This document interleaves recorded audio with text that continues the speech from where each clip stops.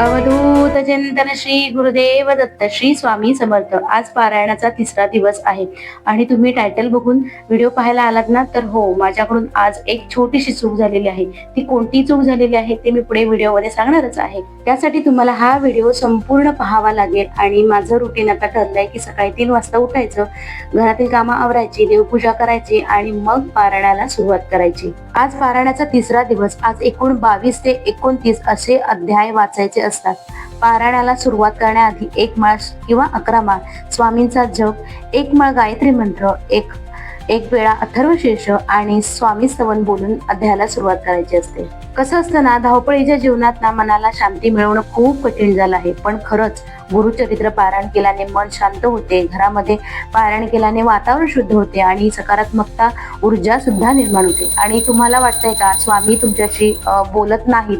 तर तसं नाहीये, स्वामी आपल्याशी नेहमीच बोलतात। म्हणजे बघा ना, संकटात असाल किंवा मनात असंख्य विचार असतील तर रस्त्यावरून जाताना अचानक एक गाडी पुढे जाते आणि त्यावर लिहिलेलं असतं की भिवू नकोस, मी तुझ्या पाठीशी आहे। आणि एखाद्या द्विधा मनस्थितीमध्ये असाल आपण, तर अचानक भजन कानावर पडतं आणि तुम्हाला हवं असणारं उत्तर त्याच्यामध्येच दडलेलं असतं। हा निव्वळ योगायोग नसून अक्कलकोट स्वामींची दिलेला एक संकेत आहे की बाळ, मी तुला पाहतोय, मी तुला ऐकतोय। आपण मोठे मोठे चमत्कार बघत असतो, पण स्वामी अशा छोट्या छोट्या गोष्टीतून आपली साथ देत असतात। तुम्हाला जाणून घ्यायचं आहे ना, या पारायण काळामध्ये माझी काय चूक झाली, तर माझ्याकडून ग्रंथ उचलला गेला। हे पारायण मी पहिल्यांदाच केलं आहे, त्यामुळे फारसे अटी नियम मला माहीत नव्हते। पण 7 दिवस पुस्तक उचलायचं नसतं हे मला खरंच माहिती नव्हतं। असंच मी मोबाईलमध्ये पाहत होते, तर मला एक व्हिडिओ दिसला, त्याच्यामध्ये सर्व नियम होते। तर त्याच्यामध्ये असं लिहिलं होतं की पारायण पुस्तक अजिबात उचलायचं नाही। आणि मला एका व्हिडिओ खाली सुद्धा एका ताईने कमेंट केली होती की पारायणाचं पुस्तक 7 दिवस अजिबात हलवायचं नाही।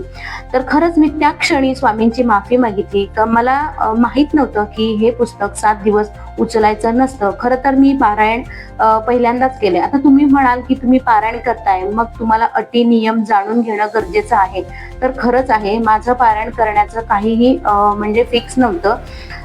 जेव्हा जेव्हा मी पारायण करायचं ठरवलं ना, तेव्हा काही ना काही अडचण आल्या। त्यामुळे या वेळेला मी अजिबात ठरवलं नव्हतं की मी पारायण करणार।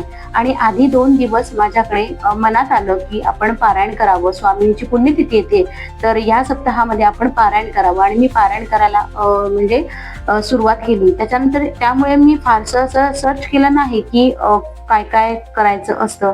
त्याच्यामुळे माझ्याकडून एक छोटीशी चूक झाली। मी स्वामींना माफी मागितली आणि एका ताईने सुद्धा मला कमेंट केली की ताई, पारायणाचं पुस्तक उचलायचं नसतं। तर मी सुद्धा सॉरी म्हणाले। ग्रंथ वाचून झाला ना, म्हणजे त्या दिवसाचे तेवढे अध्याय वाचून झाले ना की मी विष्णू सहस्त्रनाम वाचते। कारण असं म्हणतात की या पारायण काळामध्ये आपल्याकडनं असंख्य अशा चुका होतात, तर या पुस्तकामध्ये या चुका माफ करण्याची एक ताकद आहे। त्याच्यामुळे आपलं पारायणाचं पुस्तक वाचून झाल्यानंतर, अध्याय वाचून झाल्यानंतर विष्णू सहस्त्रनाम हे वाचायचं असतं। त्याच्यानंतर अन्वीला थोडीशी भूक लागली होती सकाळी उठल्यानंतर, त्याच्यामुळे मी इथे तिला घावणे केले होते आणि मग माझं उंबरठा पण झालं होतं, ते सुद्धा करायला घेतलं।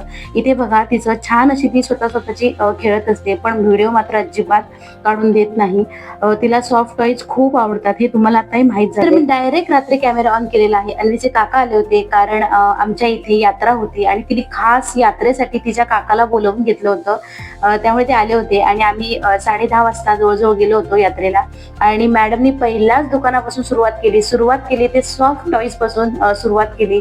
एवढे सॉफ्ट टॉईज बघितले की जवळजवळ तिच्याकडे यातले होते आणि जे नाही आहेत ते तिने त्यातले घेतले। खूप छान वाटलं आणि गर्दी सुद्धा खूप होती, कारण रात्रीच्या ट्रॅव्हल्स जात असतात आणि लोक सुद्धा खूप होती। खूप छान वाटलं। आणि इथे बघा, तुम्हाला पालखी दिसेल, तर या देवाची यात्रा होती। आणि मी थोड्याशा माझ्या किचनसाठी थोड्याशा वस्तू सुद्धा घेतल्या। आणि हा ब्लॉग तुम्हाला कसा वाटला मला नक्की कमेंट करून सांगा। आणि आता रात्री मी याचा टेबल झोपणार आहे। चला, भेटूया पुढच्या ब्लॉगमध्ये। श्री स्वामी समर्थ।